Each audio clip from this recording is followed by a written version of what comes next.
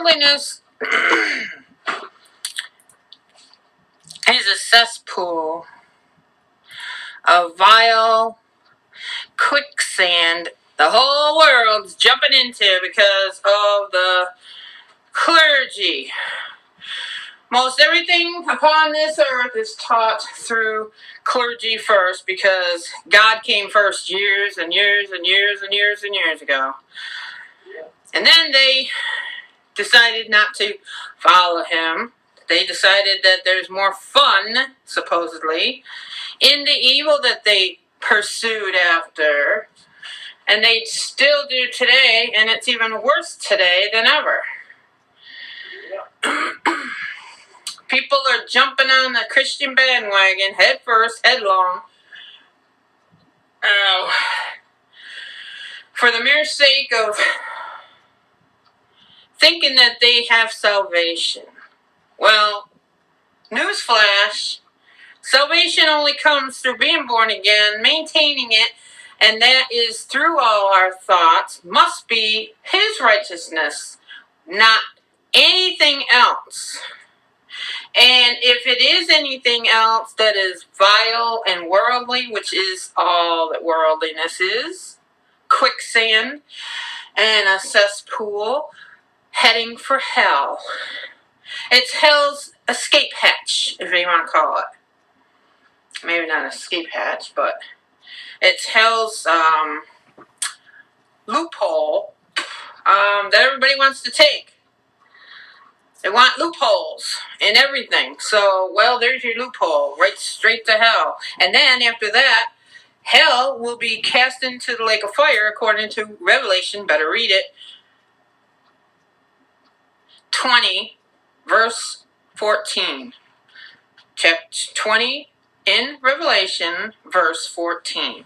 That's your destiny. If you don't believe, if you refuse to even think about born again, being truth, and all that innocence is, which it is, God's gift, his grace, that is God's grace, our innocence. Redeeming. Jesus redeemed our innocence.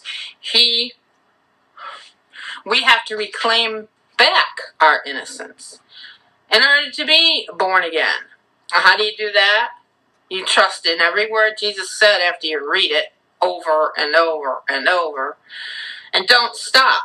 Even when you get born again and you maintain it, you continue to do the same because that's when everybody screws up. And that's why Isaiah 66 or 55:8, I believe, says that hell has enlarged herself. That's chapter 5, verse 14. Thank you. Oh, Isaiah 5:14. Read that.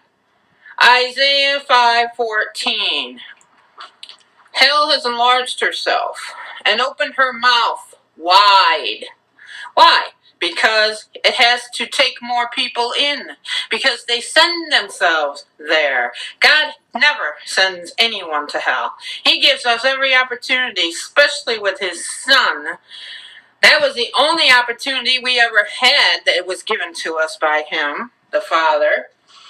And he is the only way to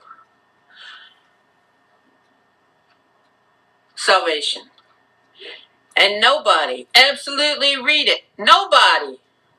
Matthew 24:13, Jesus said, you endure till the end, which means your last breath, your end meaning last breath, then you shall be saved.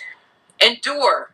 And that means faithfully to him. He didn't say just to survive until then. He said to endure.